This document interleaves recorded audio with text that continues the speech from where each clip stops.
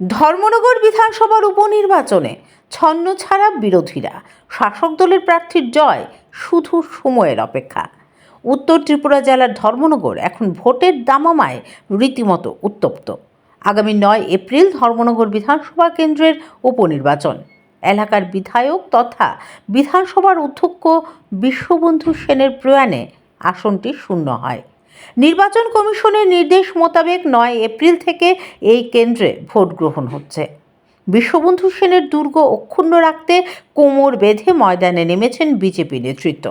মুখ্যমন্ত্রী ডক্টর মানিক সাহা, প্রদেশ সভাপতি রাজীব ভট্টাচার্য, উত্তর জেলার কংগ্রেস নেতৃবৃন্দ সহ প্রত্যেকেই এই আসনে বিপুল জয়কে আত্মসম্মানের লড়াই হিসেবেই মনে করছেন।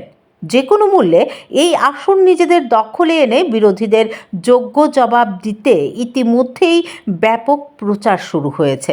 রাজ্য এবং কেন্দ্রীয় সরকারের বিভিন্ন উন্নয়নমূলক প্রকল্পগুলো বাস্তবায়নের চিত্র, ভোটারদের বাড়ি বাড়ি গিয়ে প্রচার করার কাজ থেকে শুরু করে ভোটারদের মন জয় করতে নানা প্রতিশ্রুতির ডালি নিয়ে প্রচারে সামিল হচ্ছেন দলীয় প্রার্থী জহর চক্রবর্তী সহ অন্যান্য নেতৃত্বরা। বিধানসভার অধ্যক্ষ বিশ্ববন্ধু সেনের অপূরণীয় কাজ অগ্রাধিকারের ভিত্তিতে বাস্তবায়িত করার প্রতিশ্রুতিও দেওয়া হচ্ছে গণদেবতাদের।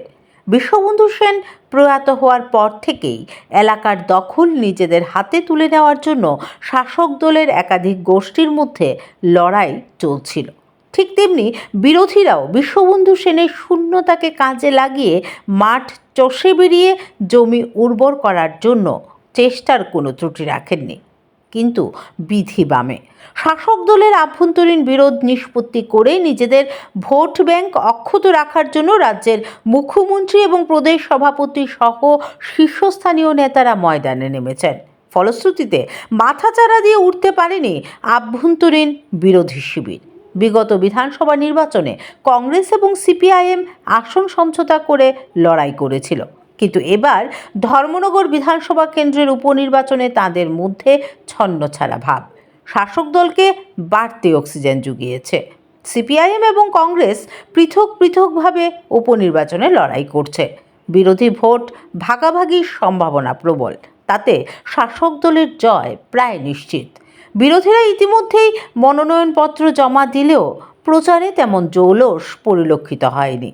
ধর্মনগর বিধানসভা কেন্দ্রের উপনির্বাচনে গণদেবতারাও এবার বুদ্ধিমত্তার পরিচয় দিয়ে তাদের ভোটাধিকার প্রয়োগ করবেন তা বলার অপেক্ষা রাখে না। এখন দেখার অপেক্ষা কার ভাগ্যে জয়ের জয়ডঙ্কা বাজবে, সেই অপেক্ষাতেই দিনাতিপাত করছেন রাজ্যবাসী।